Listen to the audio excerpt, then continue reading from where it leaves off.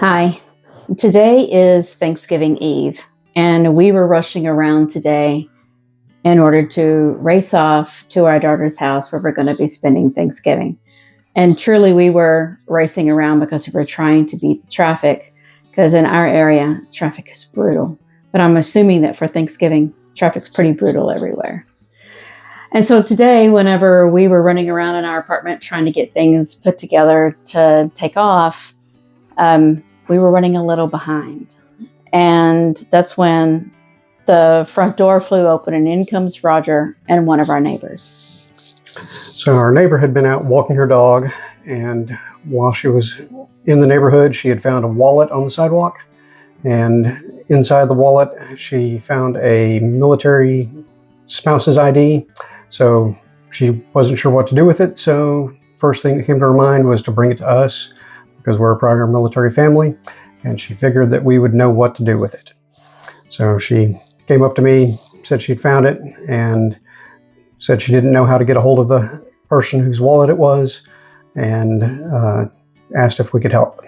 So in our usual fashion, we've done this before, not knowingly, that's not our gig, right? But when you have a little piece of a puzzle, you can kind of place it back together. And since we're from that life, it makes it a little easy for us to do.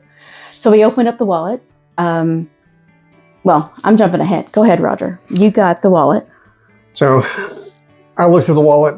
There were military ID, driver's license, a car key it looked like, and 3 credit cards. So immediately my first assumption was we can call one of the banks and have the bank contact the person and let them know that we had the wallet, and we could get together with them that way and return it to them, because this is the beginning of Thanksgiving weekend.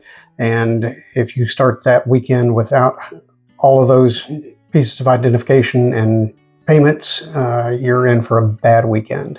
And there's no way to get all that stuff replaced this weekend. So we wanted to do our best to reunite the owner with all of their materials. So I told our neighbor, I said, this is what I think. Let's go ask Tammy. She's previously from the banking world, so she'll know one way or another whether this is the course we need to take. And off we went. So Roger comes in, brings me the wallet, and so I take things apart, lay them out on the counter, and our neighbor comes in as well, because she wasn't sure what she would do. And hey, why not, right? We're going to look through it, and she's going to join us on the I guess we're going to call this a side quest, because we were supposed to walk out the door, and now we're like 20 minutes behind. And we're pretty punctual people on a normal basis. And so there's a little bit of, you could hear the time ticking in your head because you should have got on the road. But then also, this is a pretty big deal. As a military spouse, if I were to have lost my ID while Roger was deployed, that would have been me not being able to get on the base. I could not have gotten medical care, not to mention losing my driver's license. I mean, it is all, as we all could think of, as being a pretty big deal. And it looked like inside this wallet, it was a pretty comprehensive collection of their financial life as well as their private life. So unpacked it, looked at everything, and sure enough, there was a military-friendly credit union ATM card in there, so we called them. They were very kind. They put me through to the lost and found and Lost and fraud department. Yes, thank you. Lost and fraud department, where the lady took the card number, was able to look up the person. But, you know, in the banking world, we have policy where, you know, we're to protect your private life. And we could have been just anybody. And that credit union did a great job of making sure that they didn't cross any lines. And they took my statement, they filled everything out. And at that point, I was on hold. And I looked at Roger and I said, you know, I'm not sure this is going to work. How about you, let's look at her up on the internet. So I jumped on the internet, did a quick search for the name, and as you can imagine, when you search for somebody's name, you're going to come up with a billion different results for the same name. So I found amazingly results that had pictures of a woman the pictures looked similar to the ID photos. So I was able to find a YouTube video, a LinkedIn profile, and a Facebook page. So I looked at those. On the Facebook page, I was able to narrow it down where we were fairly certain it was her information. Attempted to send a message on Facebook to contact her and let her know that we had her wallet and that we were trying to get it back to her. And meanwhile, Tammy's still meanwhile, I'm still on with the bank. And so the bank says, you know, thanks for doing this. Be sure to cut up the card. And we have filed the claim that you have found the member's, you know, ATM card.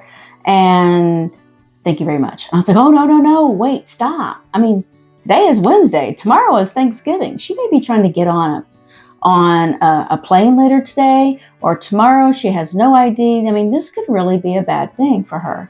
And so they were like, well, hold on a minute. Let me see what I can do. While I was on hold, I asked Roger, I said, here's another credit card that belongs to a civilian bank, one that's not organized with the military. And so I said, give them a call and let's see what they're going to do. So I jump on the phone with them and give them the card information. They link it to the card holder and then ask for my information, ask if it was okay to give my information to the card holder when they contact her. I told them that was perfectly fine, that we were attempting to get everything back to her. And they said that they would reach out, contact them. But if we, again, haven't heard from them in 24 to 48 hours, to go ahead and cut up the cards and dispose of everything.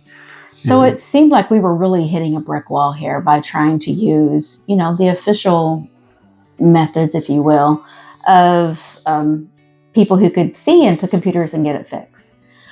So the person from the credit union comes back on the line and she goes, I think that our member for our credit union is on the line with somebody else in the fraud department.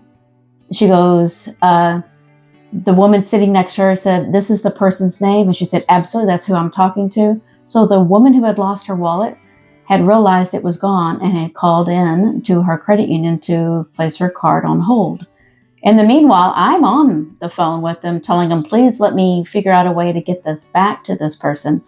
And so in that moment, the women that were helping us on the help desk were sharing back and forth my phone number with the person who had lost their wallet. And before I could get off with the credit union, she had called me.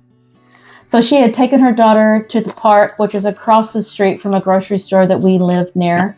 And her address on her driver's license was not necessarily in our area, but there's a big park that a lot of people that surround where we live in Virginia go to this park near this grocery store.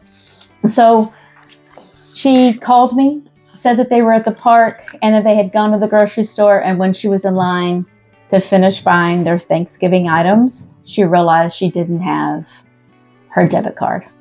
So then she called her bank. They put us in contact and I said, all right, we're going to meet you so we can return all of your items to you.